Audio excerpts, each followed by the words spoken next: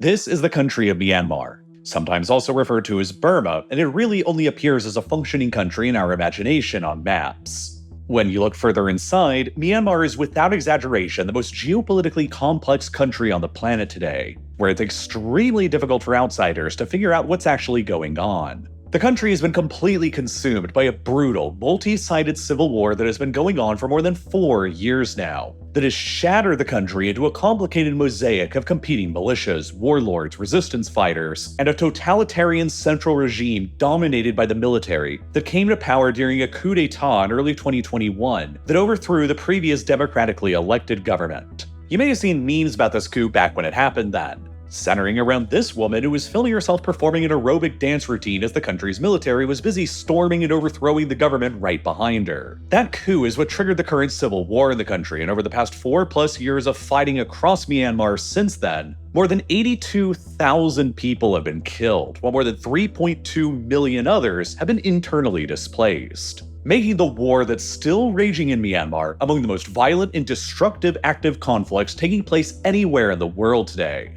but also one that has only attracted a fraction of the international attention as the other ongoing major wars in Ukraine and Gaza have garnered. But Myanmar, a country of some 54 million people in the heart of Southeast Asia, is actively in the process of dying, with potentially catastrophic consequences for the rest of Asia and the world. Myanmar's economy has crashed by at least 20% since the civil war began. The central government now controls only about 1/5 of the country's territory and virtually none of its own international borders with its neighbors. In the mostly lawless periphery border regions beyond the government's control, massive drug dealing and the largest scam factories in the world taking up entire skyscrapers involving tens of thousands of people have been established. Governments from around the world have warned their citizens not to travel anywhere in Myanmar due to the persistent threat of getting caught up in the war there. And the country is now at a serious risk of balkanizing or fragmenting and becoming another Yugoslavia or another Afghanistan, but on an even larger scale. And it's already become what is essentially the only failed state in Eastern Asia located at the strategic crossroads between China,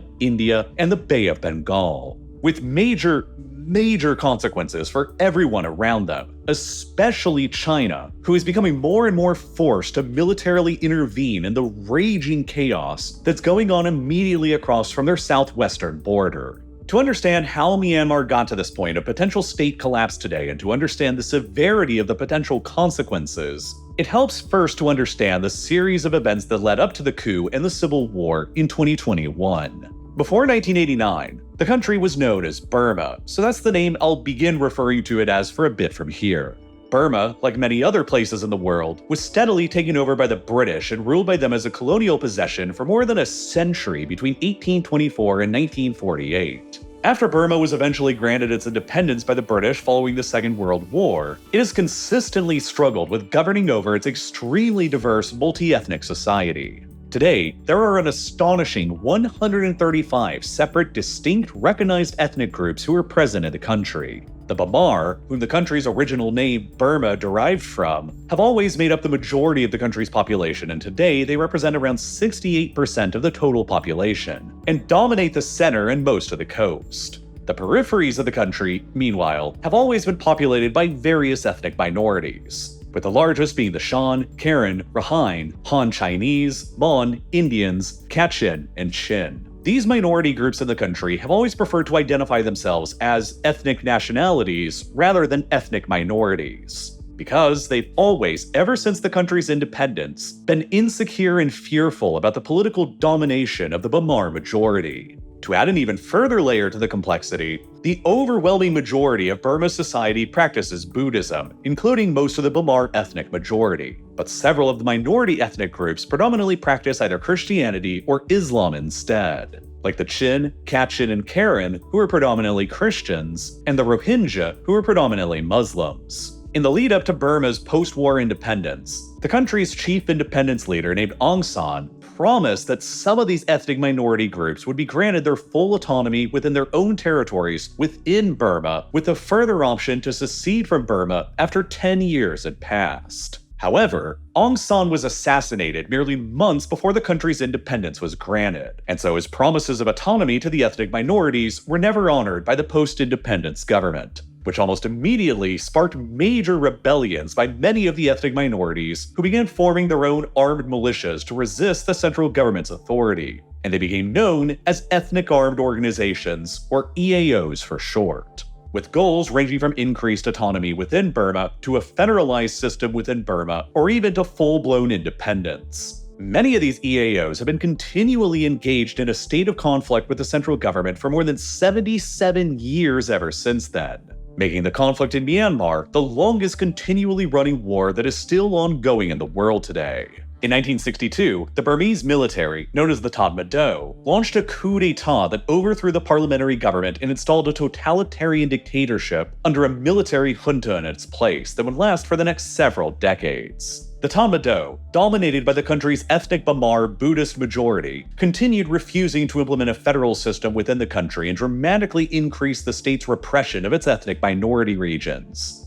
continuing and exacerbating the fighting between the state and the EAOs around the periphery. At the same time, the Tatmadaw military dictatorship pursued a radical policy within Burma that sought to completely isolate the country from the rest of the outside world economically. Trade and contact with the outside world was largely eliminated. Most industries were nationalized, and Soviet-style central planning was combined with traditional Buddhist beliefs and deep local superstitions. The result was unbelievable economic mismanagement and crippling poverty. By 1987, after more than a quarter century of totalitarian Tatmadaw rule, Burma was the second most impoverished country on the entire planet, remaining only just barely ahead of nearby Cambodia, who had lost more than a quarter of its population only a few years earlier under the infamous regime of Pol Pot. The year after, in 1988, the level of popular discontent within the country had risen high enough that it exploded into a massive nationwide uprising involving hundreds of thousands of people. The Tatmadaw regime responded with a brutal armed crackdown, likely killing thousands of protesters in the process.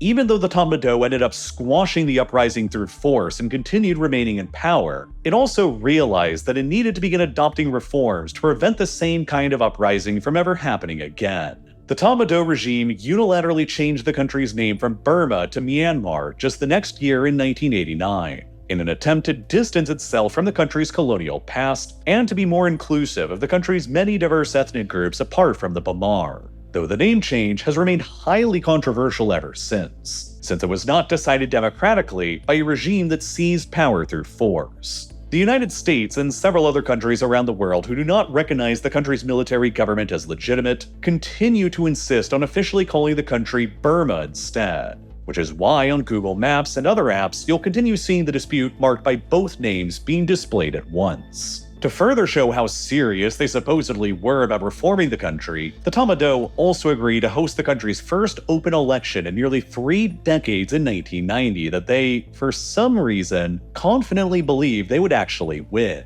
Instead, a party known as the National League for Democracy, or the NLD, won decisively. The NLD was led by a woman named Aung San Suu Kyi, the daughter of Aung San, Myanmar's independence-era hero who had advocated for federalism in the country and was assassinated decades earlier. Shocked by her and the NLD's victory in the 1990 election, the Tatmadaw regime simply refused to recognize the results and placed Aung San Suu Kyi under house arrest, which would last for much of the next 20 years for her until 2010. Over the years that followed, the Tatmadaw further consolidated their power in Myanmar and ramped up their attacks on the EAOs around the periphery, destroying most of their bases and strongholds by the mid-2000s and entering into ceasefire agreements with many of them. But the 1990 election results also showed the Tatmadaw just how unpopular they really were amongst the people they ruled over through force. And so to maintain their hold on power, they created what they called a roadmap to disciplined democracy that culminated in 2008 with their drafting of a new constitution.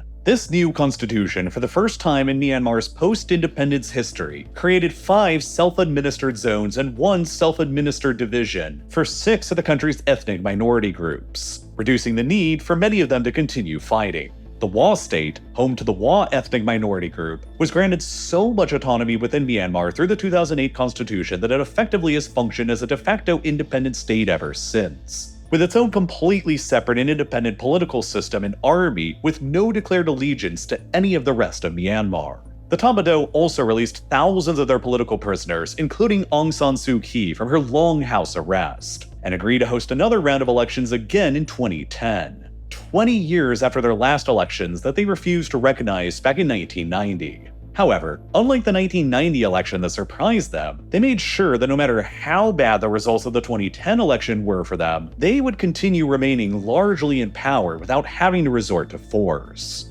They wrote into the 2008 Constitution that at least 25% of all the parliamentary seats in the government would still be reserved for the military. The military alone would continue controlling the country's security policy without any civilian oversight, while the military would also continue appointing one of the country's 2 vice presidents, essentially ensuring that the military could veto any proposed constitutional amendments going forward. To try and even further shape the election outcome, the military also just banned anyone who was married to a foreign national from running for president, which was basically just an attempt to block Aung San Suu Kyi from running again, who was married to a British citizen. Her party decided to boycott the 2010 election in protest as a result, and so the military's preferred party won the election instead, and they remained largely in power. A few years later, Myanmar hosted another general election in 2015 that Suu Kyi's party, the NLD, finally participated in for the first time in a quarter century, and, like in the 1990 election, they once again won with the people decisively. But this time, unlike the 1990 election, the Tatmadaw actually decided to recognize the results and cautiously agree to enter into a power-sharing arrangement with the NLD,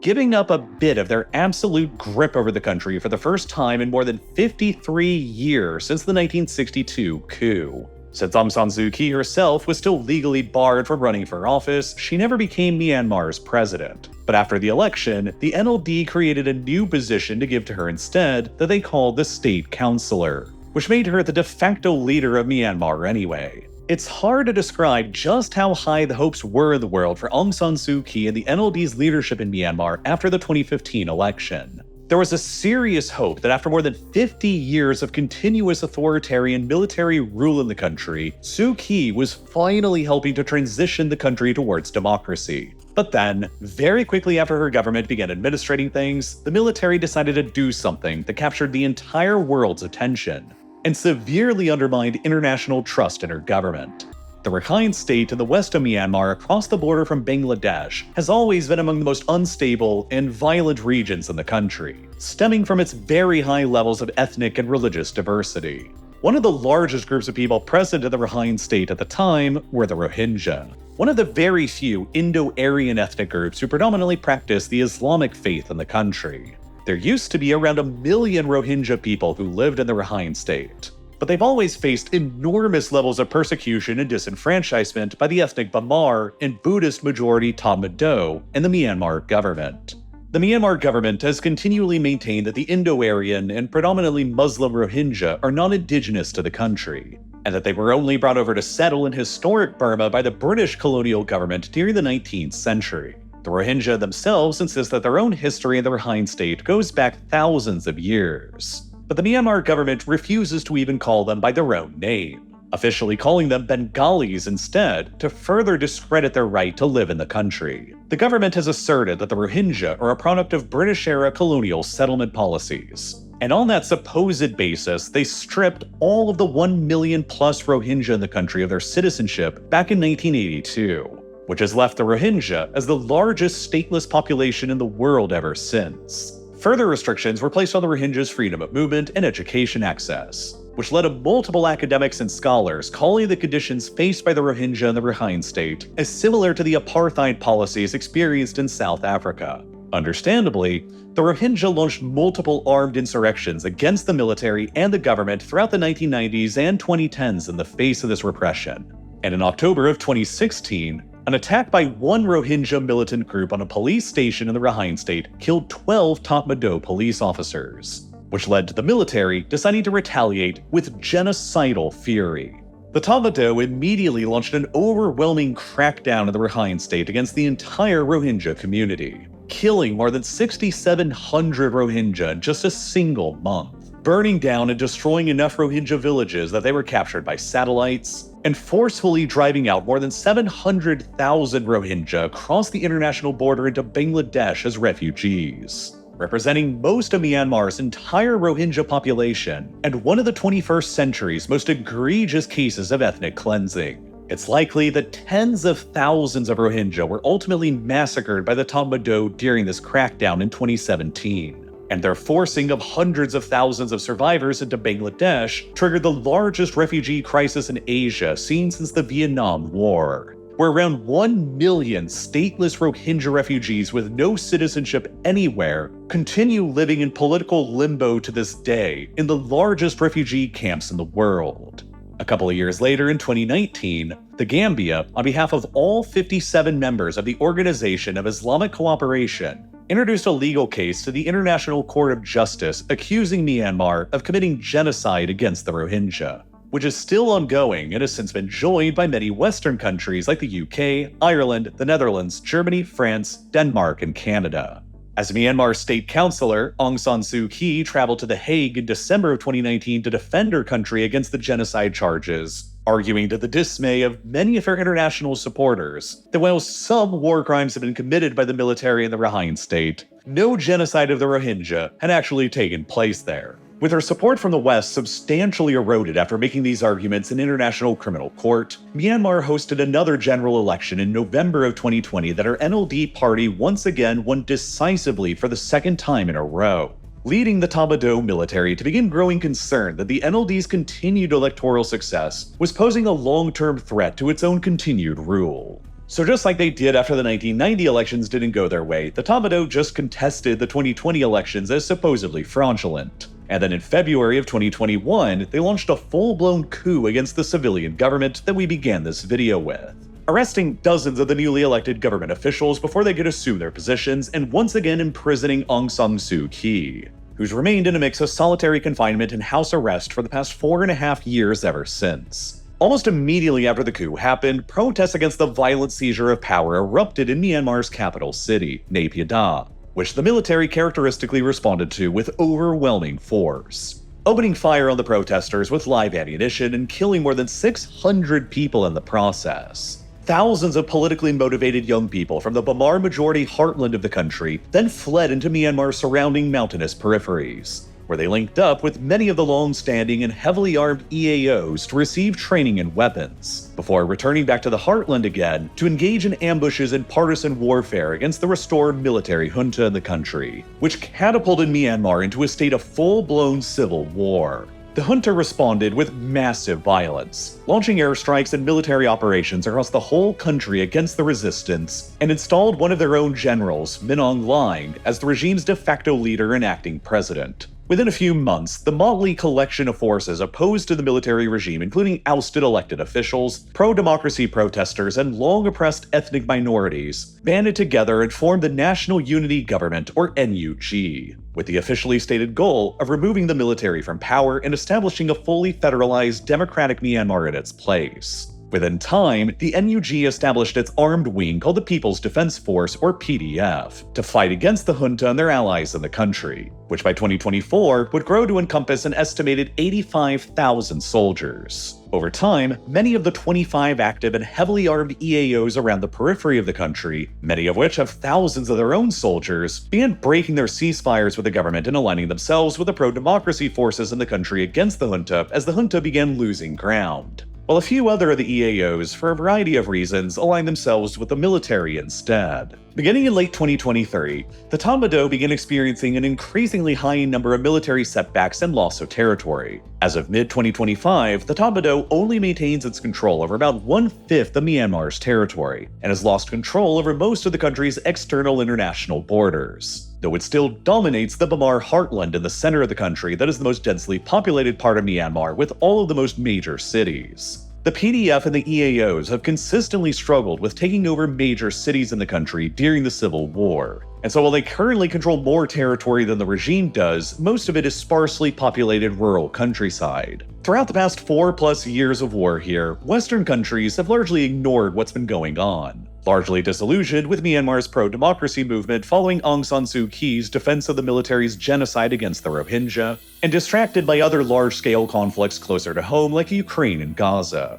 But in the absence of large-scale Western involvement in the conflict, China stepped onto the scene in Myanmar to fill the vacuum and has become by far the most influential outside power here, working together with both the military junta and various rebel factions at the same time to advance their own interests. Myanmar is one of the most important countries right now for China's geopolitical calculus, and Beijing's interests in the country are numerous. It is the only country that directly borders China that is experiencing a major war on its own territory. And so naturally, China would be concerned about ensuring stability along the entire length of their border that stretches and winds for nearly 2,100 kilometers. China is also highly concerned about suppressing any potential Western influence in Myanmar, represented the most by the NUG and the pro-democracy resistance in the country. There isn't a single country who directly borders China that is explicitly pro-Western right now, and China would like to keep it that way. A pro-Western government in power in Myanmar would become an outpost of Western influence on China's southwestern flank,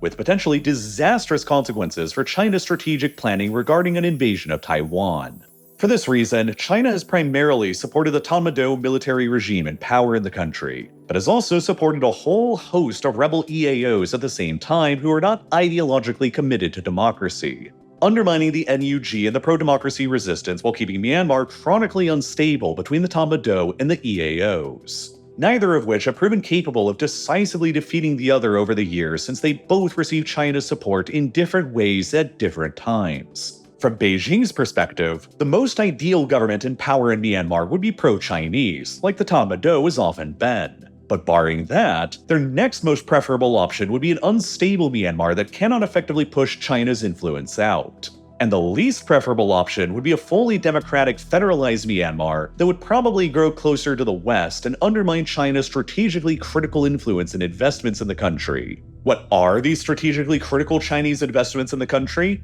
Look no further than the oil and gas pipeline that they helped construct across Myanmar between 2009 and 2014 at a cost of billions of dollars. These two pipelines are known as the Sino-Myanmar pipelines, and they were built as a part of China's greater worldwide Belt and Road Initiative infrastructure program. Myanmar's territory is critical to China for these pipelines, because they provide China with a gateway into the Indian Ocean, and most importantly, they provide China with an alternative energy import route to the Strait of Malacca. Roughly 95% of China's energy imports currently travel into the country by sea, largely on the backs of tankers coming from the oil and gas-rich Persian Gulf as well as Russia. 80% of China's energy imports are currently forced by geography to funnel themselves through the narrow Strait of Malacca on their way to Chinese ports, a critical choke point that could become blockaded by the US Navy in the event of a war breaking out over Taiwan. Such an action would immediately eliminate the majority of China's energy imports required to sustain itself. So for decades, China has been busy building out alternative energy import routes to get around the Malacca Strait problem.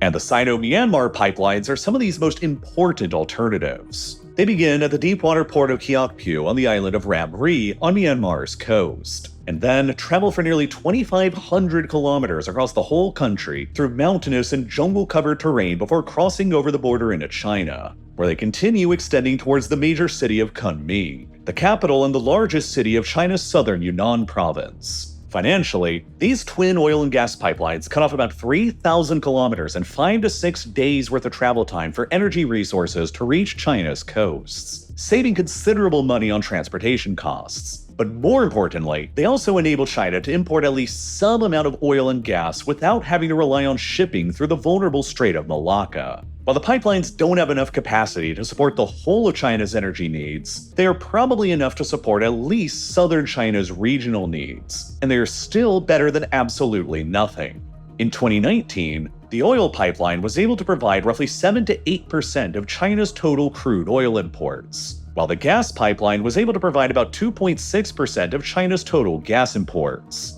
The gas pipeline, however, has been operating well below its total capacity for years now. If China is eventually able to get it operating at its full capacity, it could provide more than 20% of China's total gas imports instead. Together, the pipeline significantly reduced China's strategic exposure to its Strait of Malacca vulnerability, which gives China much more strategic flexibility when it comes to a potential assault on Taiwan. These pipelines running across Myanmar are therefore extremely valuable pieces of strategic infrastructure to China, and they represent China's biggest single interest and risk in the country. China wants to guarantee the security of these pipelines, but they run through several sections of Myanmar currently under both rebel and junta control that are experiencing heavy armed fighting. Despite this, however, throughout the entire past 4 years of war in Myanmar, the pipelines have remained almost completely untouched by anyone, because neither the junta nor any of the rebels they're fighting against want to incur China's wrath by ever touching them. The pipelines both begin at the port of Kyaukpyu and then travel through Myanmar's Rakhine state first on their way to China. But the Rakhine state is currently almost completely controlled by one of the rebel EAOs fighting against the junta, the Arakan Army, or AA. The AA is currently besieging the port of Kyaukpyu, still under tenuous junta control for now, where the pipelines both begin at. The AA has an estimated 50,000 fighters under their command currently, and they've been fighting against the junta to try and establish a similar status for themselves in the Rakhine state as exists in the Wa state. That is, a de facto independent state with complete autonomy inside Myanmar. In the entire history of the Myanmar conflict, going back to the country's independence, the central government has never before faced the prospect of a rebel faction coming so close to controlling the entirety of one of the country's states. And while you might think that China would be concerned about that since it's where their pipelines begin at, they're not really, because they've actively pursued friendly relations with both the AA and the junta alike. Both the junta and the AA have promised China that they won't deploy heavy weaponry around the pipelines, while both the junta and the AA have also allowed China to deploy their own mercenaries to Kyaukpyu as of February 2025 in order to defend the entrance to their pipelines, which all on its own is a breathtaking development in this war. Only days before their deployment, the junta in Myanmar passed a new law that for the first time allowed foreign military personnel to operate within the country, but only under the guise of mercenaries. Chinese soldiers deployed to Myanmar only have to resign from their positions in the PLA before assuming their new mercenary roles, which effectively establishes a de facto Chinese military deployment to Myanmar without any of the diplomatic complications that might arise from a more public official deployment. The move has essentially created a Chinese version of the Russian Wagner Group, the state-owned mercenary company that Russia was able to deploy to theaters like Ukraine and Syria while maintaining plausible deniability. Now, for the first time, Chinese mercenaries are actively on the ground in Myanmar as well, with the explicit goal of defending China's pipelines in the country from the chaotic war that is raging all around them. The pipeline extends further through junta-controlled territory in the Bamar heartland in the center of the country, where it's come under rebel attacks on at least 2 separate occasions previously in February of 2022 and then again in May of 2023. But since then, the rebels have refrained from attacking the pipelines again, aware that China largely controls the flow of their ammunition and weapon supplies crossing over the porous border via proxy groups. As the pipelines continue progressing through Myanmar, they travel across the Shan state next before ultimately entering into China. These days, the Shan state is a complicated, largely lawless thunderdome of various warring EAOs, pro-democracy rebels, warlords, criminal syndicates, and the junta. A dangerous area for China's critical pipelines to travel through. Probably worried about this early on, the Tatmadaw junta attempted to prove to China that they had their best interests at heart by placing landmines along the approaches to the pipelines to prevent any potential sabotage. But now, the pipelines run almost entirely through rebel-held territory in the Shan state all the way from the Bamar homeland right up to the Chinese border, meaning that both ends of the pipelines in Myanmar where they begin and where they enter China are currently under rebel control. This is also a fairly recent development though. And just like in the Rakhine state, where China largely cooperates with the local EAOs, China cooperates with the local EAOs in the Shan state as well. In periphery areas where the junta's armed forces were stretched thin, such as in the Shan state, they relied on hiring private militias and border guard forces to fight against the resistance instead. Low on cash though, the junta paid these proxies by essentially just allowing them to open up drug trades and establishing enormous criminal enterprises like sketchy casinos and online scam factories that mostly targeted people in China. The scale of these scam factories set up in the lawless frontiers of the Shan state are difficult to comprehend, especially if this is the first time you're ever hearing about them. Entire high-rise buildings were set up from nothing in the remote, lawless jungles full of trafficked people smuggled in from all around the world and forced to work against their will in various crypto scams, online dating frauds, Instagram and Facebook deepfakes, and more. By 2023, the UN estimated that some 120,000 people had been trafficked and imprisoned in these massive scam factories across Myanmar. Primarily targeting Chinese nationals, these Myanmar scam factories drain billions of dollars out of the Chinese economy. And in October of 2023, dozens of these trafficked people, some of whom were undercover Chinese agents, managed to stage an escape from one of these scam factories in the city of Kokang, and were then shot at by the scam factory's guards, resulting in several of them getting killed. Growing frustrated with the Tatmado's inability or refusal to shut these mega scam factories down that were now killing Chinese nationals, China likely gave the green light to a coalition of rebel factions known as the Three Brotherhood Alliance to launch an offensive against them in order to clear the scam factories out. This offensive became known as Operation 1027, named after the date that it was launched on October 27th of 2023. And to the surprise of almost everyone, including China, it quickly began steamrolling the junta. Thousands of the Tatmado's soldiers simply surrendered or deserted, and hundreds of the junta's positions collapsed. By the summer of 2024, the Brotherhood managed to capture the city of Lashio, with a population of around 100,000 people, the largest city to ever fall into the hands of an EAO in Myanmar's entire post-independence history. By that point, China feared the forces that they themselves had unleashed and worried that the Tatmadaw regime was on the verge of collapse, potentially leading to unpredictable consequences, including China's worst-case scenario of a pro-Western government coming to power in the country. In an attempt to try and restore its control over the conflict and to ensure the security of its pipelines, China began pulling its strings on the Brotherhood, threatening to sever their supplies of water and electricity to them across the border, and most escalatory of all, kidnapping one of the Three Brotherhood's leaders and demanding they immediately enter into ceasefire negotiations. By April of 2025, the Brotherhood finally relented to China's pressure and returned Lashio back to the control of the Tatmadaw junta, although the fighting across the Shan state and elsewhere in Myanmar continues. As Operation 1027 continued gaining momentum here, the Tatmadaw began growing increasingly desperate to halt them by resorting to massive and indiscriminate airstrikes and artillery barrages against civilian targets, dramatically increasing the casualties of this horrible conflict.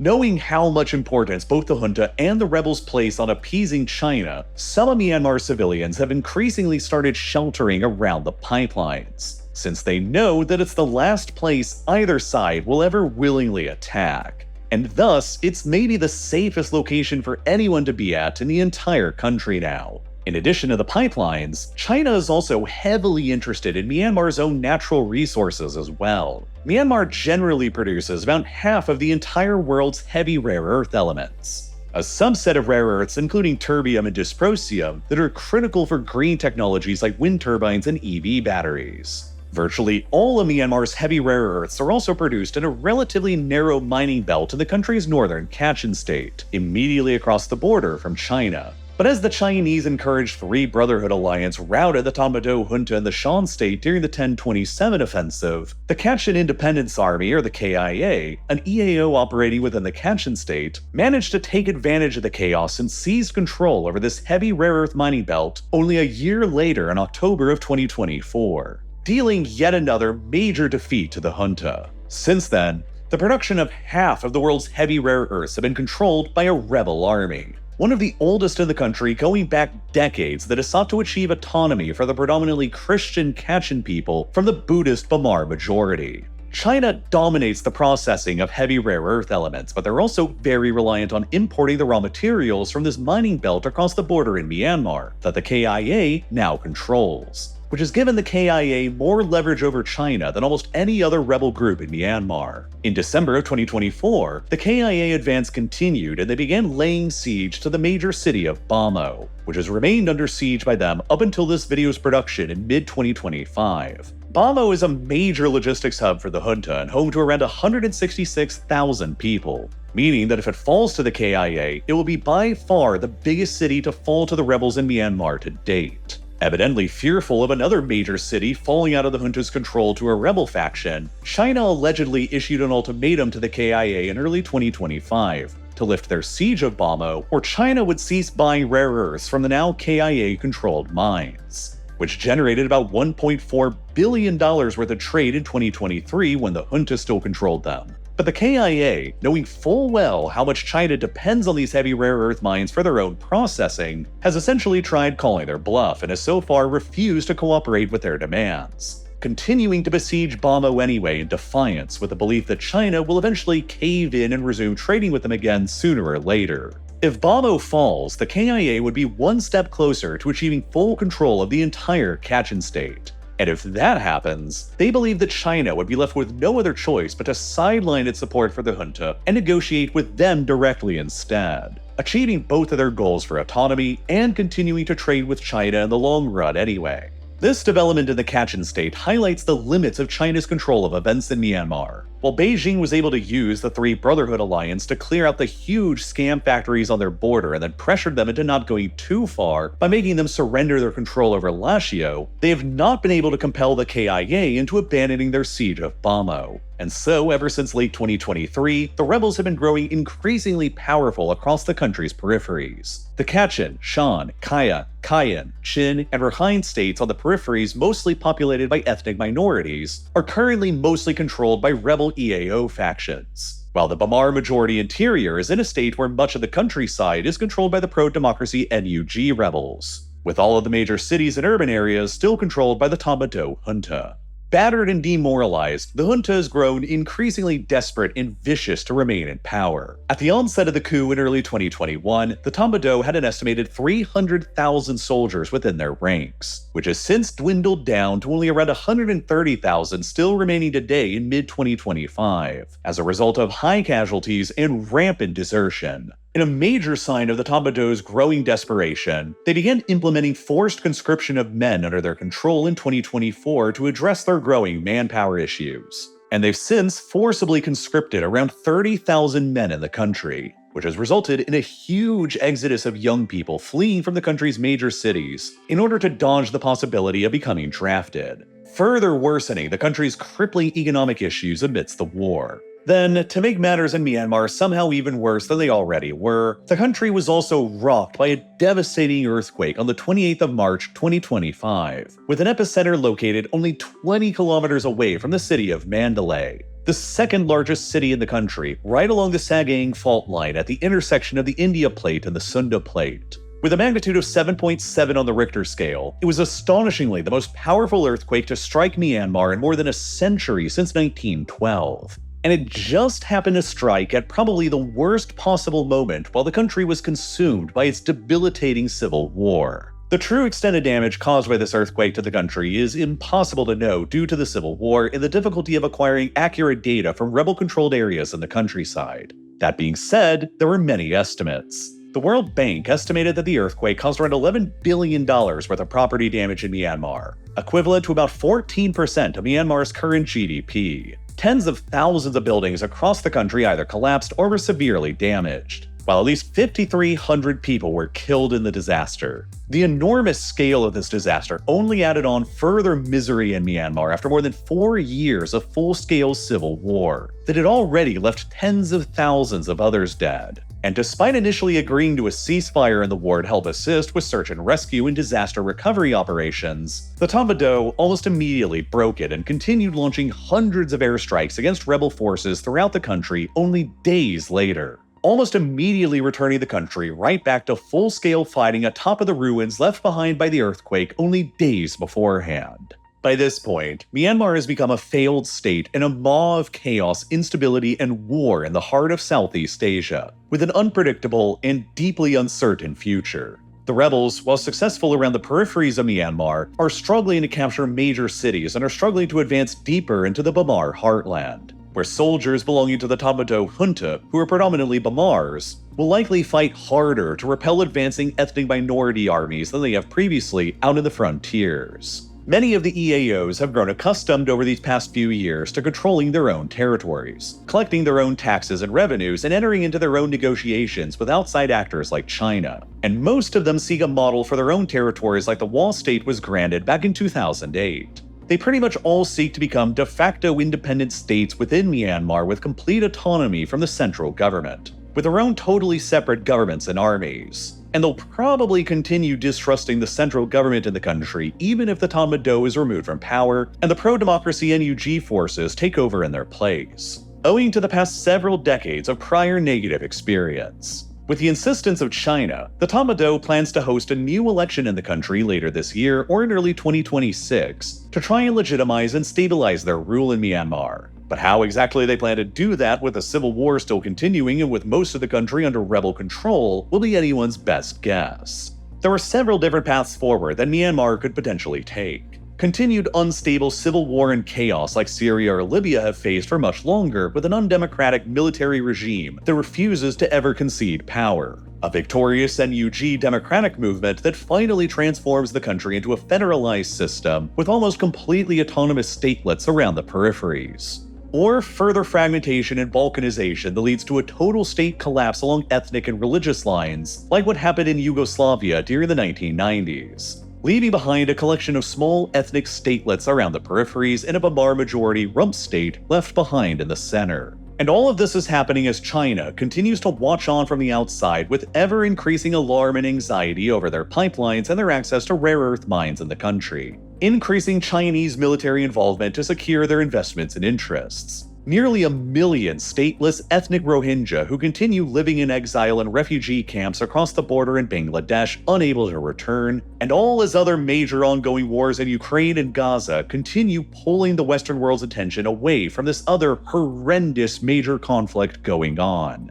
News media in the Western world in general has seen a pretty significant downfall over the past few years that almost all of us have felt in one way or another. The older business model of newspapers stopped working as readers began switching to the internet, and in the modern digital space, media outlets are incentivized to chase clicks in order to increase revenue.